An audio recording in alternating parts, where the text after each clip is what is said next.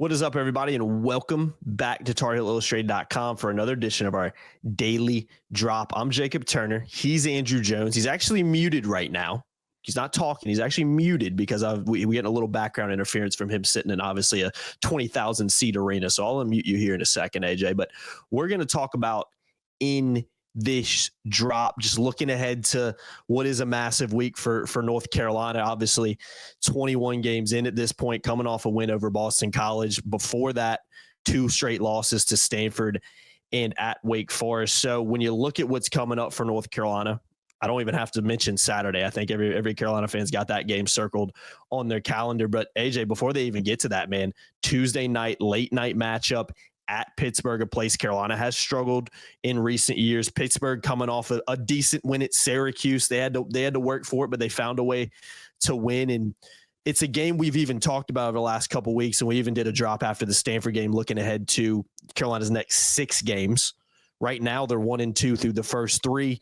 And if they play like they did against Boston College, AJ, I think it's safe to say they will not win any basketball games this week. But at the same time, you mentioned this in our 3 Things post-game podcast. What a great opportunity for North Carolina to maybe turn this ship around, or at least start turning it in a better direction. So massive week upcoming for North Carolina, AJ. Yeah, it's really easy right now to say, they're going to get killed.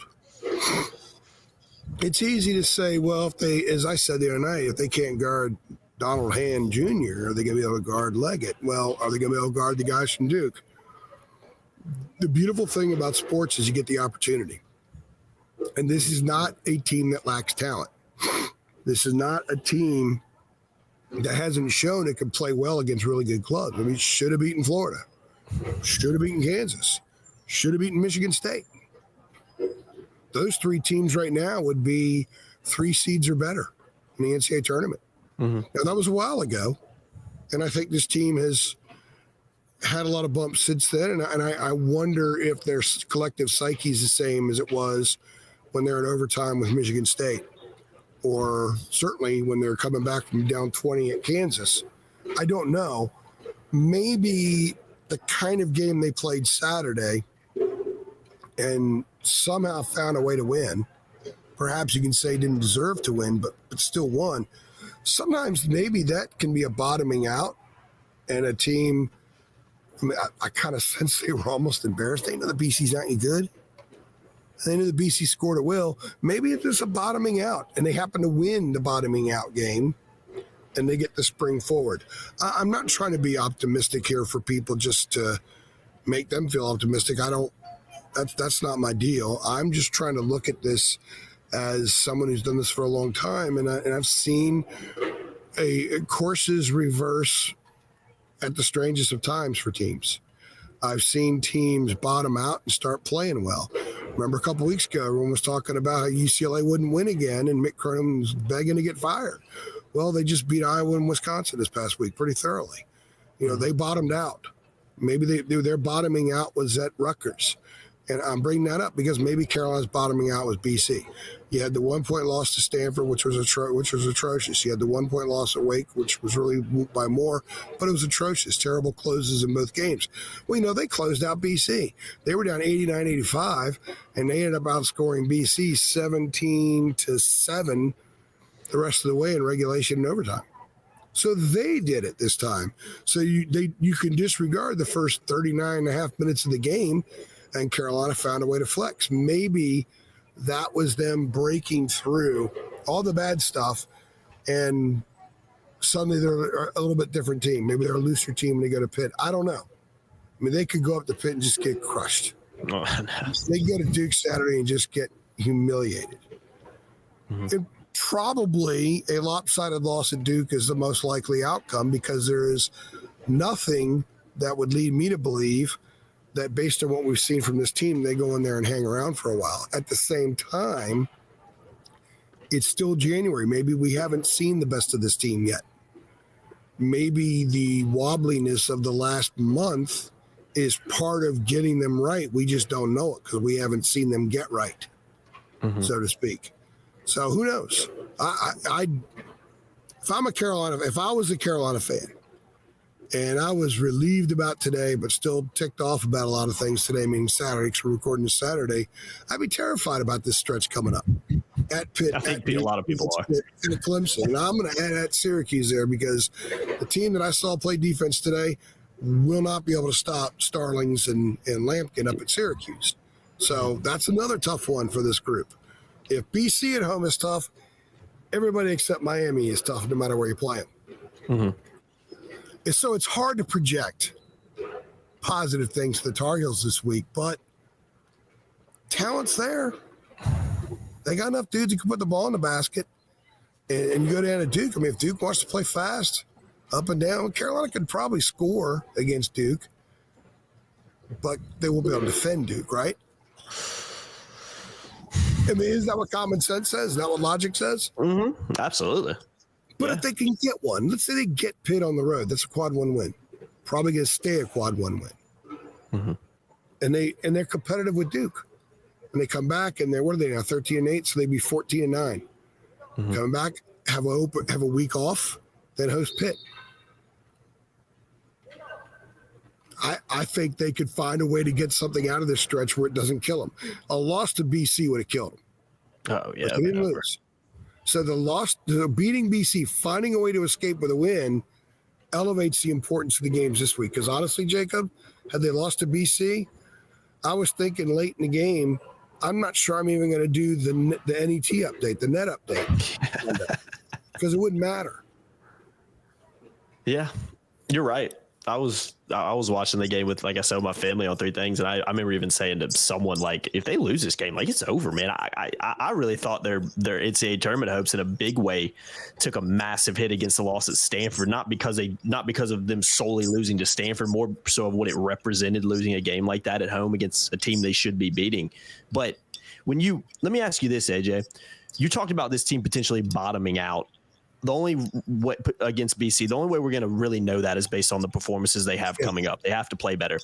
If they go to if they go to Pittsburgh on Tuesday night, and in the first 10 minutes, you don't see just to focus on one aspect of the game, you don't see a much more energetic team defensively in North Carolina. That to me is a bad sign because it shows that they're not learning from these issues and these mistakes that they're making, particularly when you look at what they did Saturday. We just spent 25 minutes talking in the Three Things video about Boston College.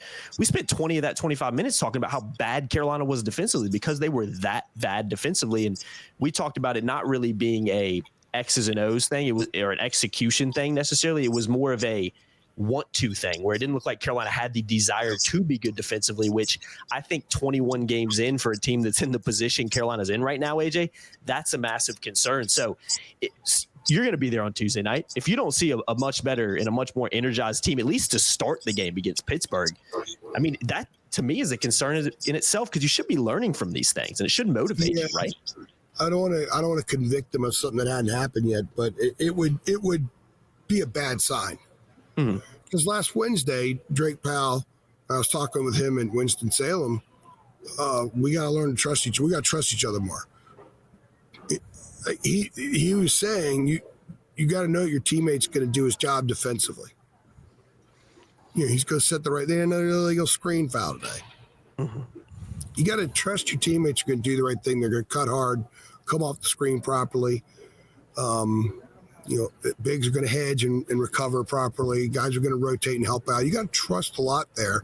And he said they didn't trust enough. RJ said today when I asked him about just how poor they were defensively, that they were allowing drives, they weren't closing on threes. I mean, there's a lot of indifference out there. At least it looked that way. And RJ said, we've got to play harder. We got to have more energy. And he said that his first 4 years, he never saw that problem. There are games that maybe they didn't have great energy, but not like now. I mean, he made it sound like you come out on the court sometimes, there's a few guys that just do not have any energy to play on that end of the court.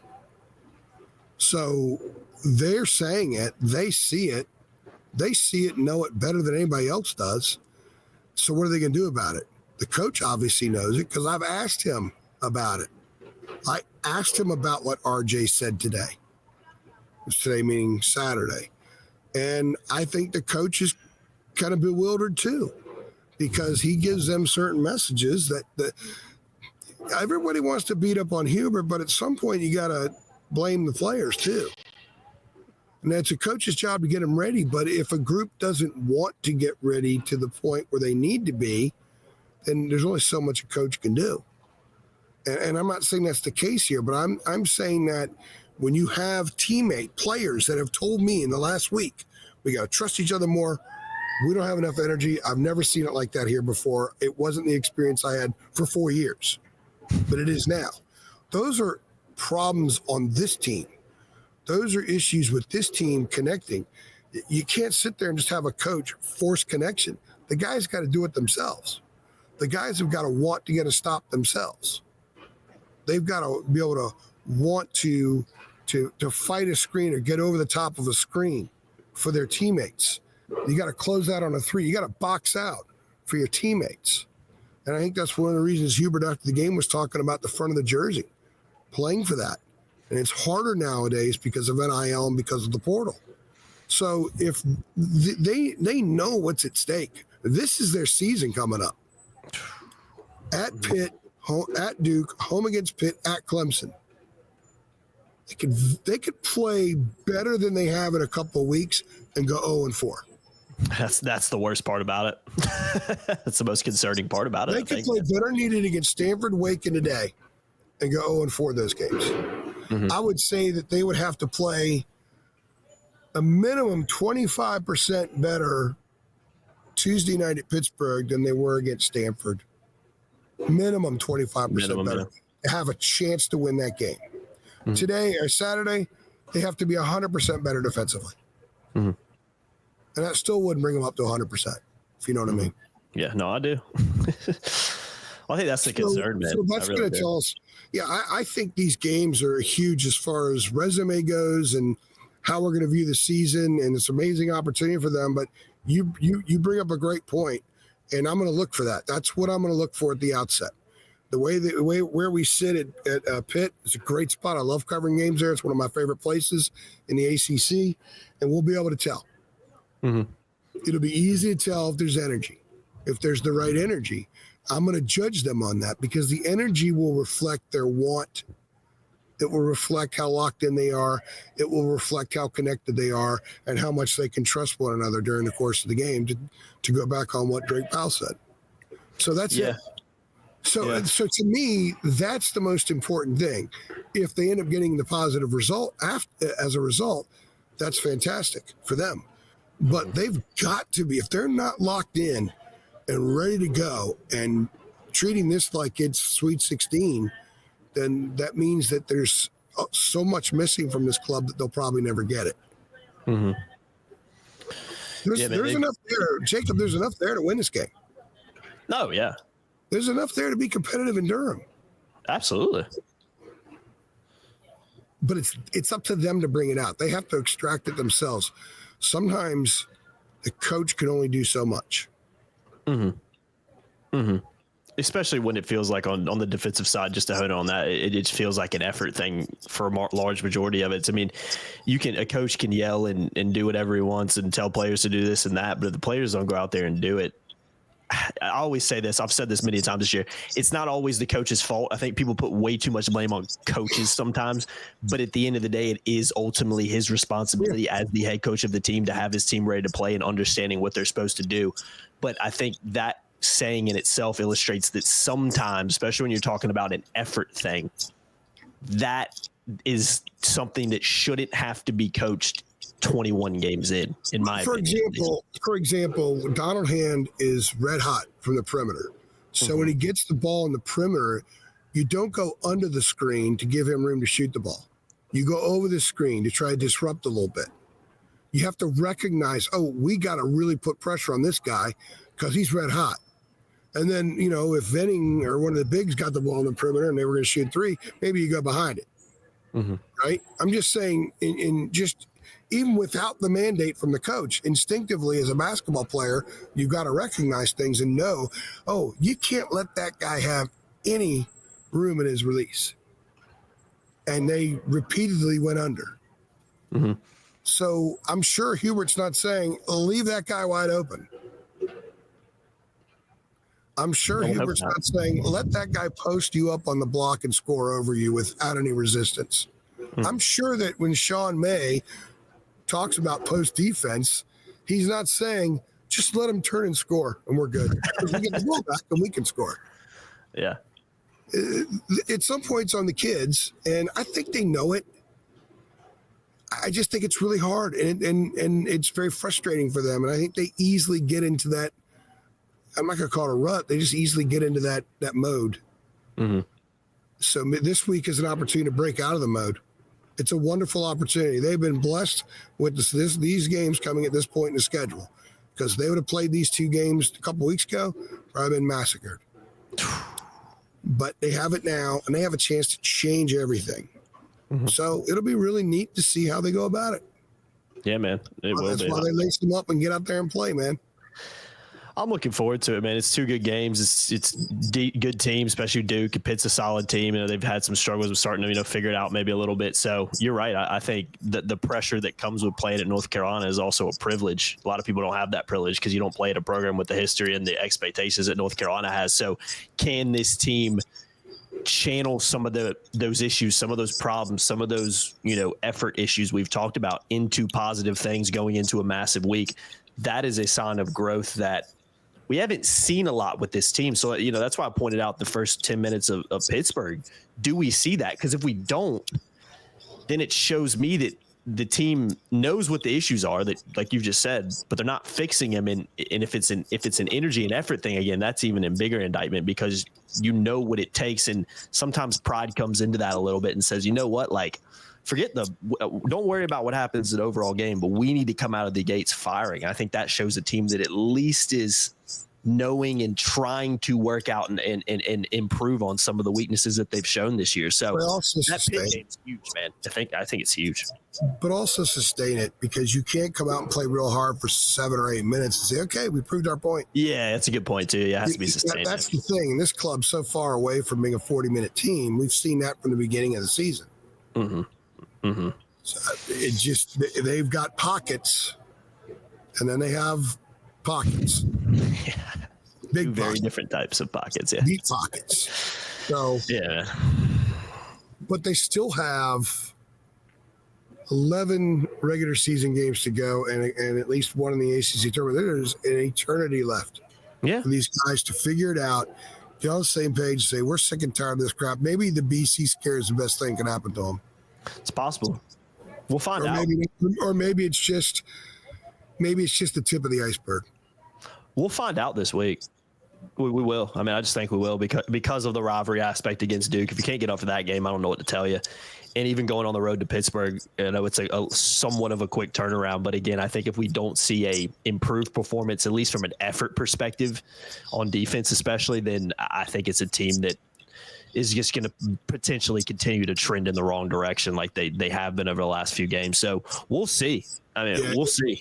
If the energy and effort's not there Tuesday night, they'll lose by 15-20. If it's not there Saturday, they'll lose by 30. Yeah, easily. So it's up to them now. We'll see. We'll see what they're made of. That's one of the things I love about doing this, is because people can project and project and project. But our job is to write and talk about what teams do on the court and field, and what they say about it beforehand and afterward. Yep. That's it. So now we know what they've said, so we'll see if they fix it. Yeah, we will. It's always intriguing. Yeah, always, man. It really is. But I think it's a good place to leave it. I think we kind of kept that one around like 15 minutes or so, which we were trying to do. So yay on us for doing that. When I go review it and it's 25 minutes, I'm going to feel a little stupid, but felt like a good 15 minutes. I don't think it's 25. I was looking over the clock. I don't think it's 25. Yeah, I don't think maybe 20, probably not. Hopefully not. I think it got at the end, so we probably could have cut it even a minute or two sooner. It's easy to do, man. It is very easy to do. I've been Jacob Turner. He's been injured. Real quick, AJ. I want to mention, I'll let you tell the people what subscriptions we're giving away, but we're trying to reach 40K on Twitter, 40K followers on Twitter. We're going for 20K on YouTube. We just went over 18.4 this week. So thank you everybody who's subscribing. And I believe 12K on Facebook. Correct me if I'm wrong on that. And you're going to give away, I think, 7 free subs in total. We're going to give away a ton of free stuff, a ton of free subscriptions. So without even getting lost in the weeds with it, just if you sign up, if you follow us on Twitter, subscribe to us on YouTube, and follow us on Facebook, you were entered into a drawing. We're giving away a bunch of free subscriptions to THI. Some of the Twitter ones, no, the YouTube ones, we're going to do multi-year freebies. Yeah. So like give a couple people 2 years. The other ones will be 1 year, but who knows? I mean, we start pushing. I may just say we're going to open it up, Hand give them you out. even more than 7. So Yeah. the rivals may not like that, but we also want to bring people in the tent. So that's what we're going to do. Let's give stuff away. Come sign up. Come hang out. Go to all 3 platforms, and we're going to give stuff. We're going to give you some freebies. Someone's going to get. Man, what if one person gets like all 3? Can you imagine? Because we're going to have multiple from Twitter, multiple from Facebook, multiple from YouTube. It's not just one. Yeah. So have at it. Yeah. Do your thing. Hop on board and be a part of our community. Yeah. Link to Facebook below. Link to our Twitter as well. So just click those buttons and go over there and hit follow, and you'll be good to go. And you also subscribe below on the YouTube channel. Obviously, go ahead and do that right now. Appreciate y'all listening as always to another edition of our daily drop. I've been Jacob Turner. He's been Andrew Jones. Like I just said, make sure you subscribe. Make sure you hit like. Make sure you hit the notification bell too, so every single time we upload. And we'll see y'all next time. Thanks. Thanks.